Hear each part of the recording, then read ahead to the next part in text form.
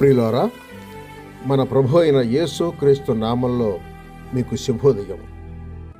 ఆయనను గూర్చి అనుదిన ఆత్మీయ ఆహారం, సెప్టెంబర్ 25 గురువారం.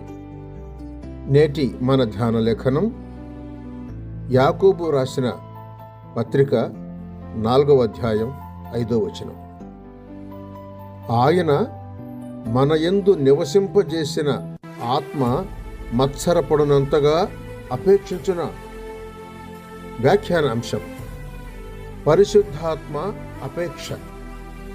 వ్యాఖ్యాన అంశం: పరిశుద్ధాత్మ అపేక్ష. వ్యాఖ్యానం: పరిశుద్ధాత్మను పొందితిరా లేదా?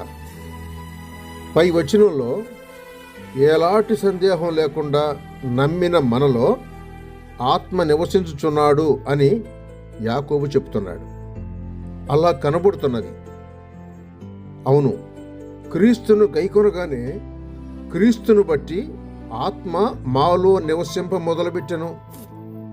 పాత నిబంధనలో బలిరక్తం చమరబడిన తరువాత యాజకుడు ఆ రక్తం మీదనే నూనె చమరెను అని లేవీయ కాండం 14వ అధ్యాయం 17వ వచనం చెబుతోంది. క్రీస్తు రక్తం క్రింద దాగినవారు రెండవదిగా ఆ రక్తమును బట్టి ఆత్మ అను నూనె పొంది ఉంటారు. తప్పదు. ఆత్మ పని ఏమిటి? మనలో మత్సరపడతాడని యాకోబు పలికాడు.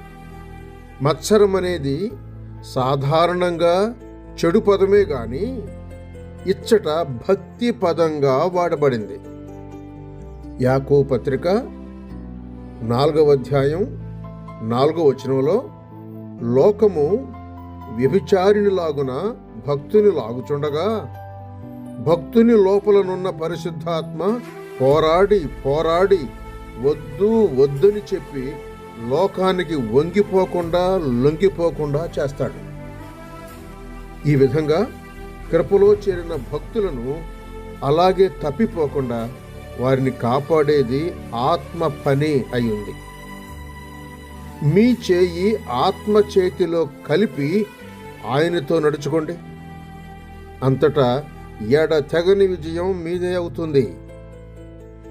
పరిశుద్ధాత్మ వలననే కలిగిన ఈ ఆత్మీయ ఆశీర్వాదాలను కాపాడుకోవాలని తిమోతికి వ్రాసిన 2వ పత్రిక 1వ అధ్యాయం 14వ వచనం కూడా మనల్ని హెచ్చరిస్తూ ఉన్నది.